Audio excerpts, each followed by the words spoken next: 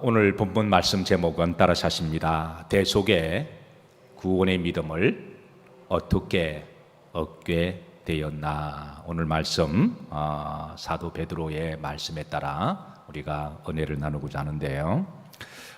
사도 베드로는 이방 땅이 흩어져 있는 디아스포라 그리스도인들에게 오늘 이 대속의 구원의 믿음이 어떻게 얻게 되었는지를 다시 한번 전하고 있는데요. 사실 이 말씀은 이미 복음을 아는 사람들에게 있어서는 사실 그리 어렵지 않은 말씀입니다. 익숙한 말씀인데, 그런데 아직까지 이 복음을 잘 알지 못하거나 확신이 없는 사람들에게는 아주 중요한 복음의 본질에 관한 말씀입니다. 이미 알고 있는 분들은 이 말씀을 다시 한번 되새기시고, 또 이 말씀으로 위로받으시고, 이 말씀으로 힘을 얻으시고 소망과 기쁨이 되시길 바랍니다. 그러나 아직까지 이제 이 복음의 본질에 대해서 조금 뭔가 부족하면 이 말씀을 통해서 나에게 주시는 말씀으로 받으시기를 주의 이름으로 축복합니다. 자, 제목이 뭐라 그랬습니까? 대속의 구원의 믿음을 우리 그리스도인들이 어떻게 얻게 되었나라고 하는 전체 이제 이 어젠다를 조금 기억하시고, 자, 첫 번째 18절입니다. 사도 베드로는 강조하기를 우리의 대속의 구원은 조상의 헛된 행실로 말미암아 얻은 것이 아니다라고 강조해요.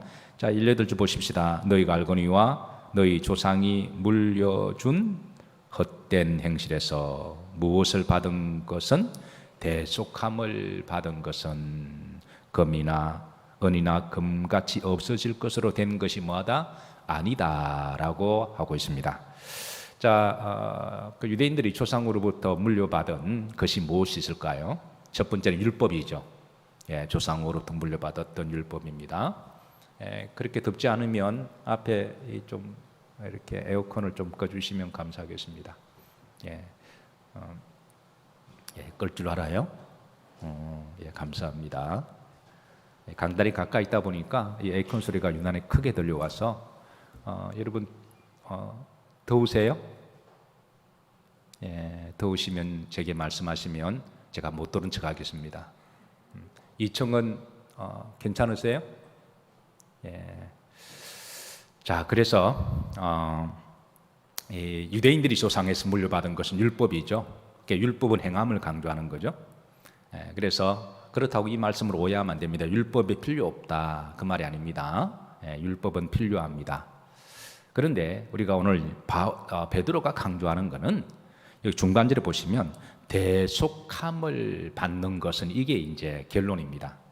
그러니까 우리가 구원을 받고 죄를 사함을 받고 우리가 하나님의 자녀가 되는 것은 어떤 율법의 행위로 대속함을 받은 것이 아니다라는 그 말씀을 방점을 두고 있다는 거예요.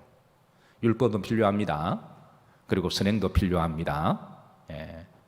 그러나 우리가 구원받는데 이런 행위 때문에 우리가 하나님 앞에 구원받는 건 아니다.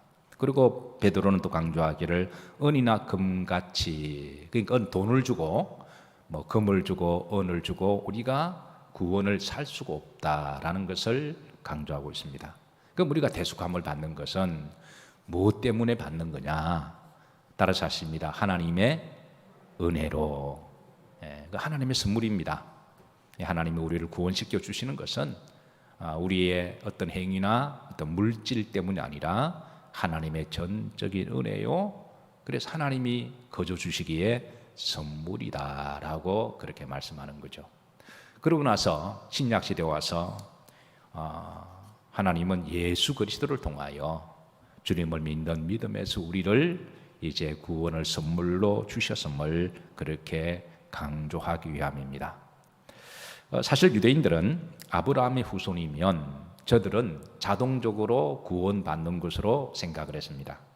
그래서 저들에게 있어서는 육체적으로 아브라함 후세의 논쟁이 예수님 당시에는 굉장히 격렬하게 논쟁을 했는데요. 마치 우리나라가 지금은 많이 사라졌습니다. 저희 어릴 때만 하더라도 집집마다 이 족보 논쟁이 많았었어요. 지금은 그런 논쟁이 거의 없어졌지만 웬만큼 연세가 드신 분들은 그 족보가 그 집안에 그게 어떤 생명줄과 같은 거여서, 그래서 어떤 사람은 족보를 돈을 주고 사기도 하고 뭐 그런 일들이 들어 있었는데, 유대인들에게 있어서는 아브라함의 육체적 후손이냐 아니냐는 구원과 직결되어 있었기 때문에 이 아브라함의 육체적 이 족보, 그리고 아브라함의 후손들이라면, 그리고 이제 성전에 가서 예배드리는 행위, 이것을 구원과 연결시켰습니다. 그런데 사도 베드로나 또 사도 바울도 강조하기를, 육체적으로 아브라함의 혈통이라고 하는 것은 나쁜 것은 아닙니다. 그 혈통을 잘 유지하는 것, 또 성전에 가서 예배드리고 우리가 또 율법을 지키고 선행하는 것은 그건 좋은 일입니다. 그러나 대속함을 받는 조건이 될 수가 없다라는 거예요. 그래서 하나님께서는 구약에 예배드리고 제물을 드리라 하실 때는 제사의 행위 때문에 구원의 조건으로 세우지는 않으셨어요.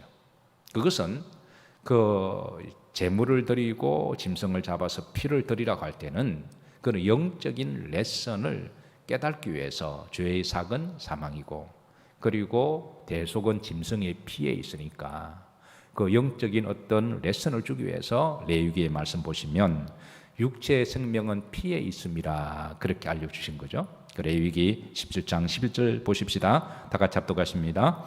육체의 생명은 피에 있음이라. 내가 이 피를 너희에게 주어 제단에 뿌려 너희의 생명을 위하여 속죄하게 하였나니 생명이 피에 있으므로 피가 죄를 속하느니라.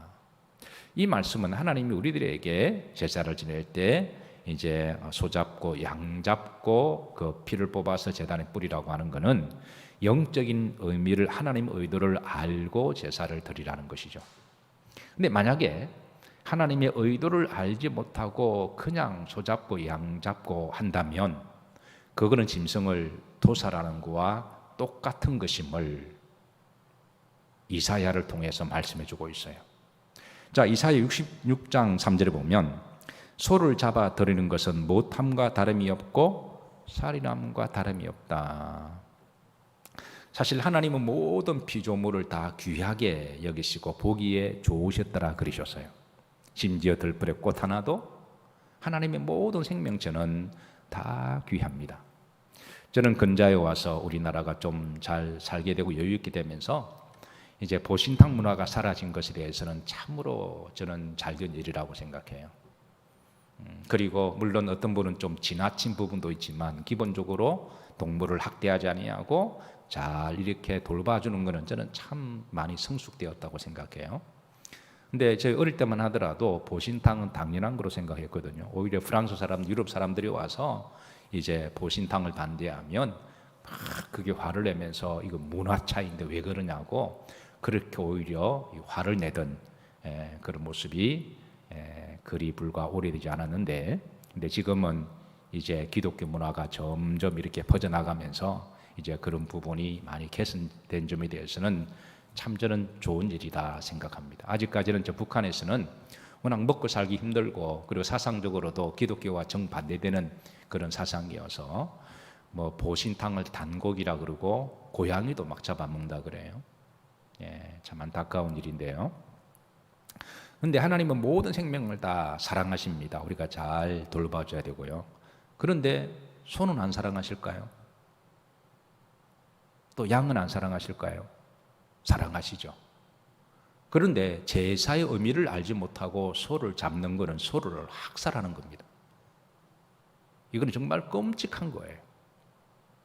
영적인 의미를 알고 어쩔 수 없이 우리의 죄를 피를 대속하기 위해서 어쩔 수 없이 그 어린 양이 우리의 대속의 제물로 그렇게 해서 양을 잡는 것은, 그거는 하나님이 양보다 우리 생명을 더 귀하게 여기시기 때문에, 그래서 어린 양을 대속으로 그렇게 하나님은 그렇게 구원의 통로를 주셨지만, 그런데 그 하나님의 구속의 의미를 알지 못하고 소 잡고 양 잡는 거는 양을 그냥 도살하는 거와 똑같은 거예요. 이거는 거의 백정 수준입니다.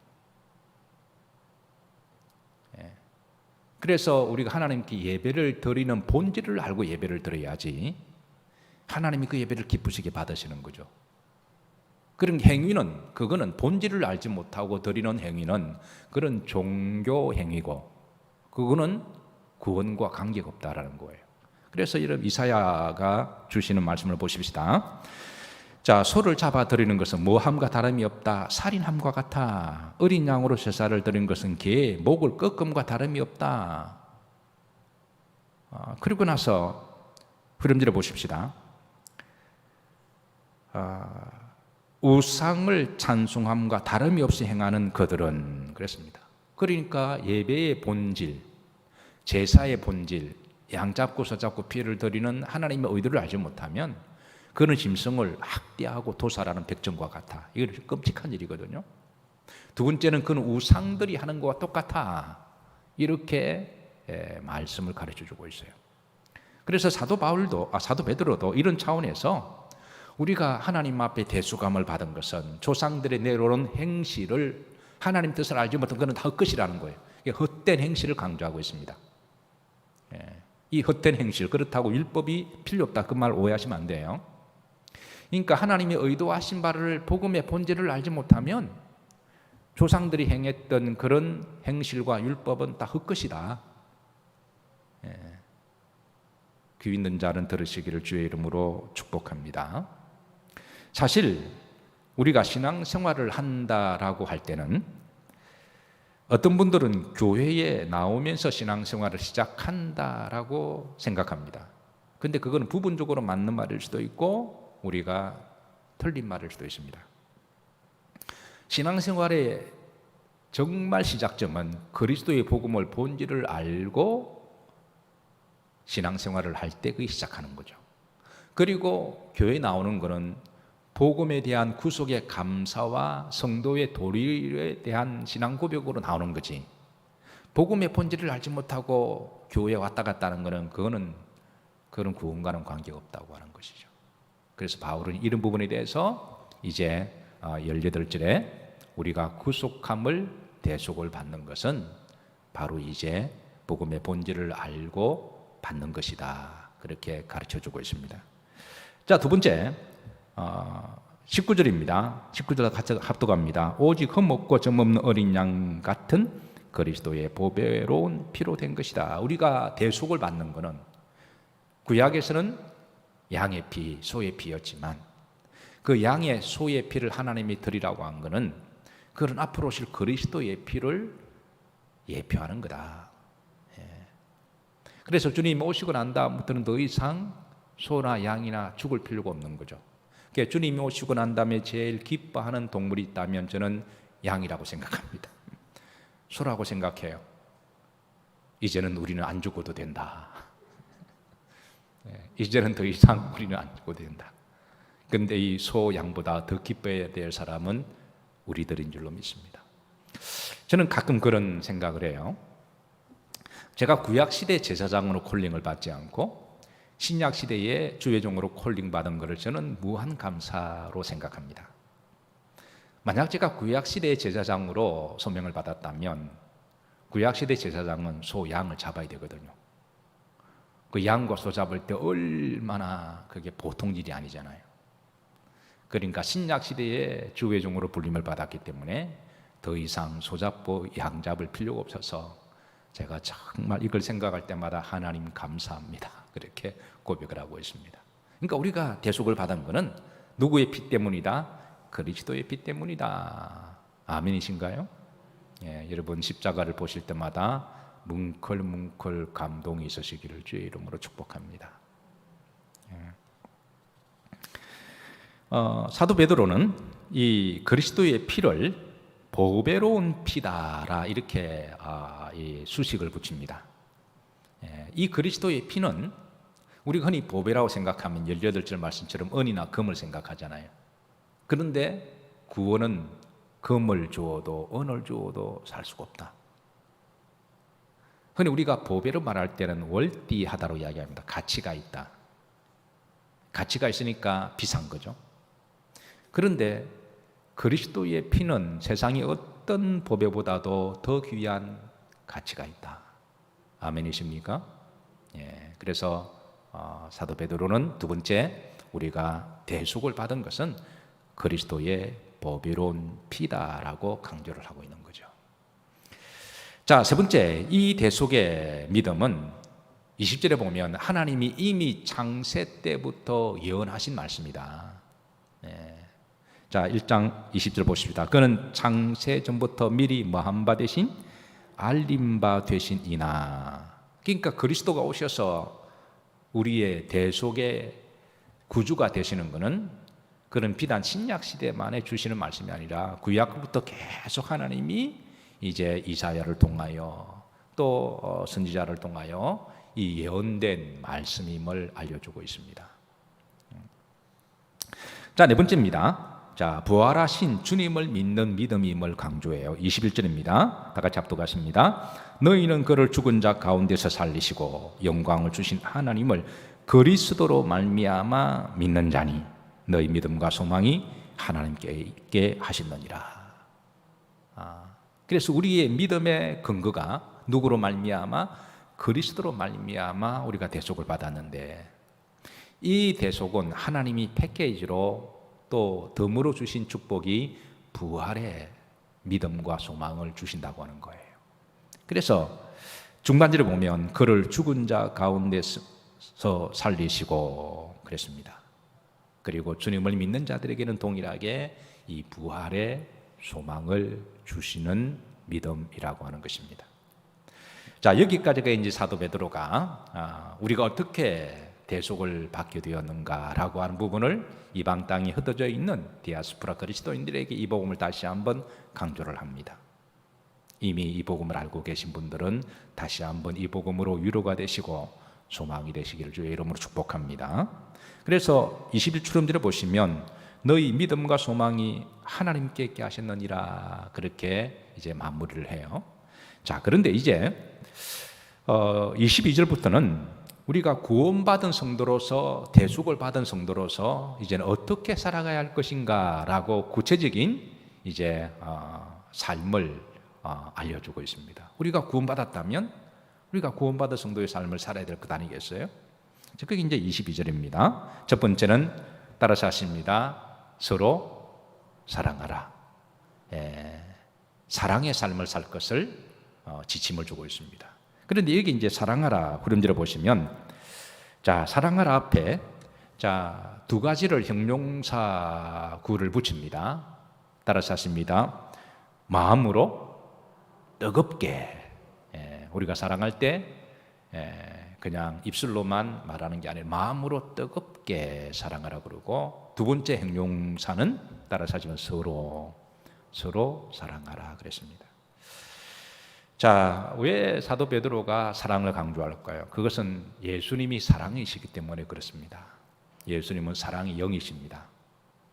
그래서 우리가 주님을 믿다 보면 주님의 사랑이 우리한테 파이가 점점 커지게 만들어 주시는 것이죠. 그래서 우리가 신앙생활을 점검할 때, 내가 신앙생활을 한 지 꽤 오래가 되었는데 내 사랑의 파이가 커지지 못한다 그러면, 사랑이 깊어지지 못하고 성숙하지 못한다 그러면 우리 신앙을 근본적으로 한번 점검해 볼 필요가 있습니다. 베드로는 이방 땅에 흩어져 있는 그리스도인들이 이방 땅에 믿음을 지키고 살아가는 것이 얼마나 힘든 것을 잘 알고 있습니다. 그런데 그 힘든 땅에서 저들이 살아갈 수 있는 힘의 근원, 그 살아가는 기쁨을 어디서 저들은 얻을까요? 그거는 교회 공동체 안에서 성도들의 서로 사랑하는 데서부터 저들은 힘을 얻기를 바랬던 거죠. 그래서 베드로는 이방 땅에 있는 교회 공동체 식구들이 서로 사랑함으로 서로 하나님의 사랑을 실천하고 사랑으로 위로하고 힘을 얻으라고 권면하고 있는 거죠. 요즘 시대가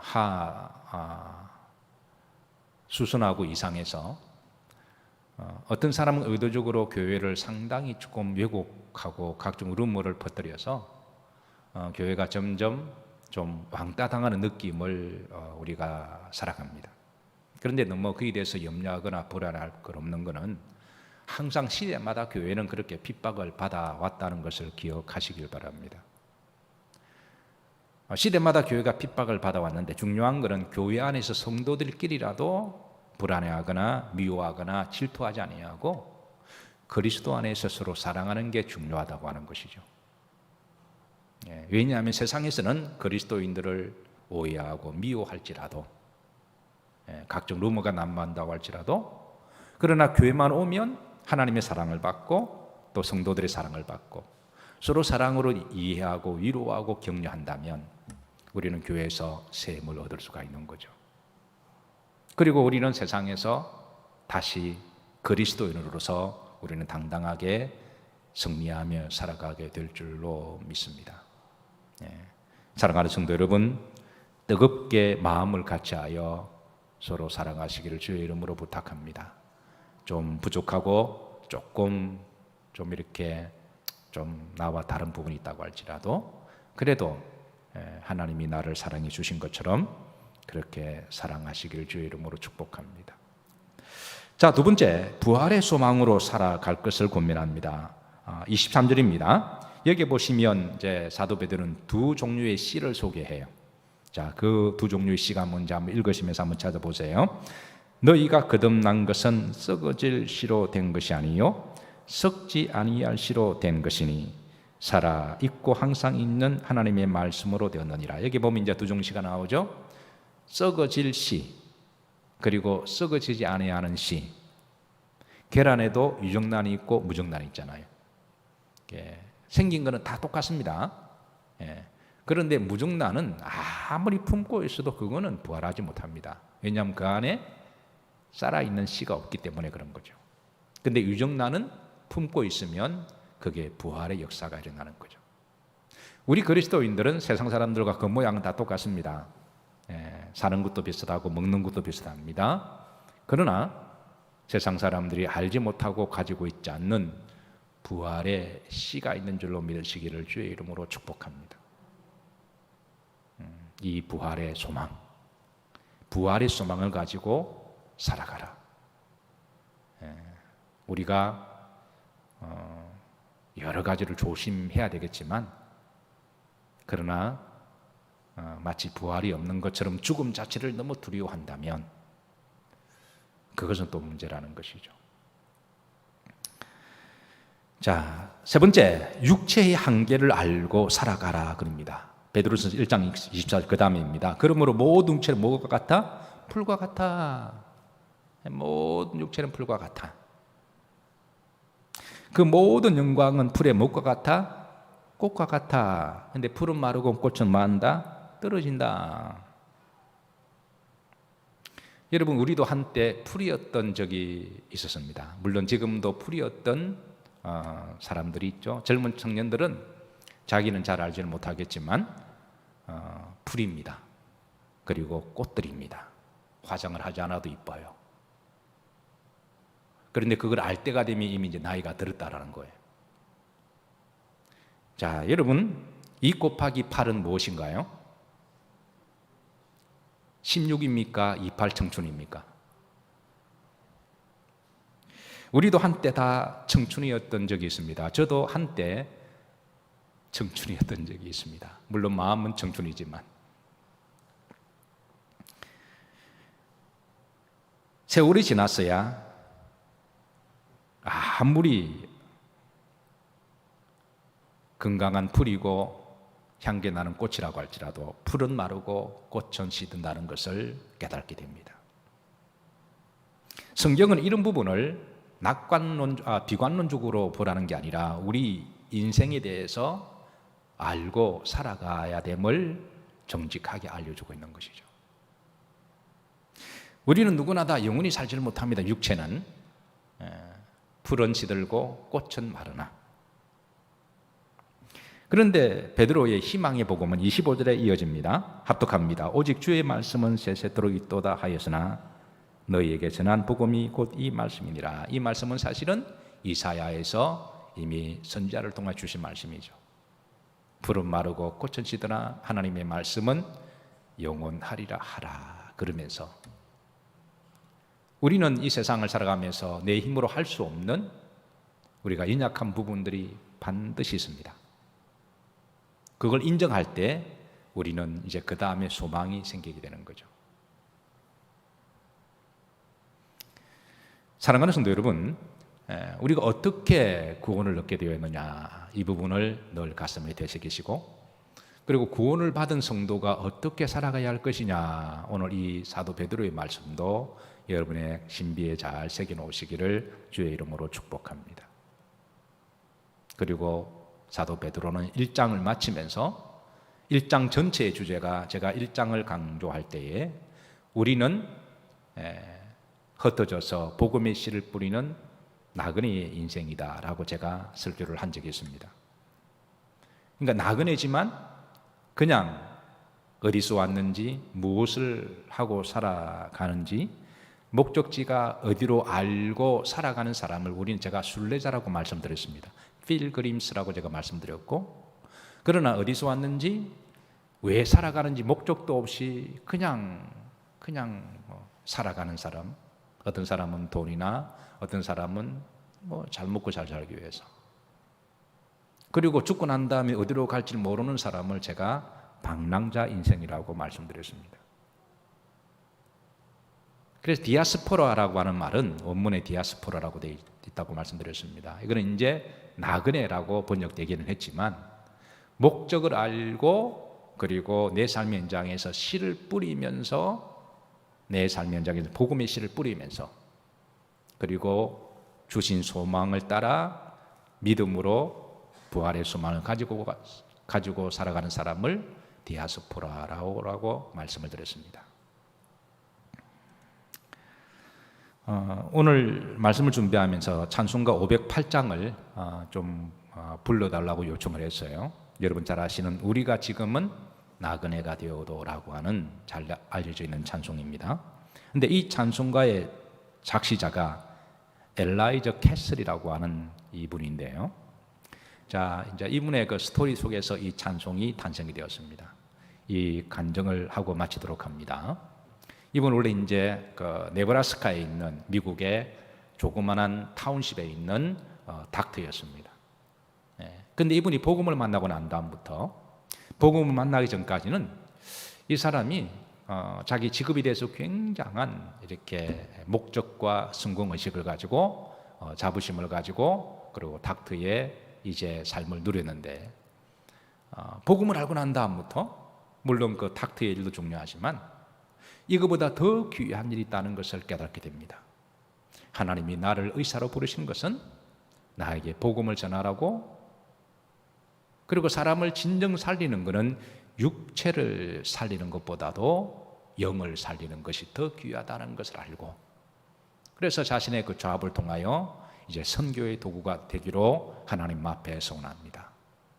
그리고 이제 환자를 맞이할 때마다 정말 돈을 벌기 위한 그런 닥터가 아니라 그리스도의 복음을 전하기 위해서 잘 섬기고 따뜻한 얼굴로 맞이하면서, 복음을 알기 전에는 자기가 위치가 있으니까 좀 퉁퉁거리기도 하고 조금 이렇게 계산도 하긴 했는데, 복음을 알고 난 다음부터 그런 게 전혀 중요하지 않았다라는 거죠. 어떻게 하면 이 사람 마음을 열어서 복음을 전할까? 그러다 보니까 친절하게 대하고 잘 섬기고 정성껏 그렇게 이제 환자를 대하고, 그리고 환자가 마음을 열면 그리고 기쁘고 즐거운 마음으로 복음을 전했습니다.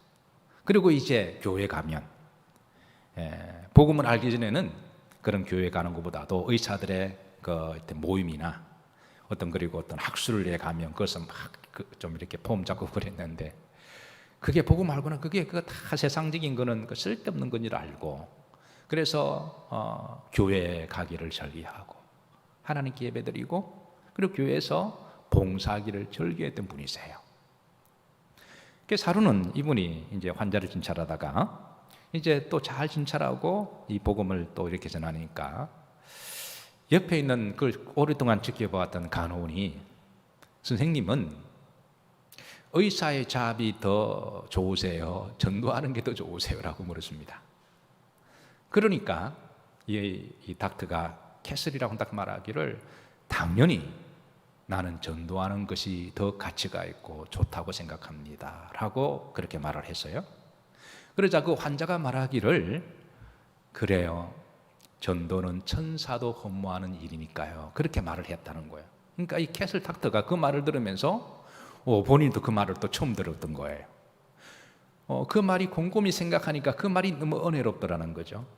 야, 내가 이 전도하는 것이 천사도 하지 못하는 것을 내가 하고 있으니까 천사도 흠모한다라는 말을 듣고 그 스토리를 와이프에게 했더니 와이프가 이 음악을 하는 사람이어서 그래서 와이프가 곡을 만들고 가사를 써서 이 곡이 나왔습니다.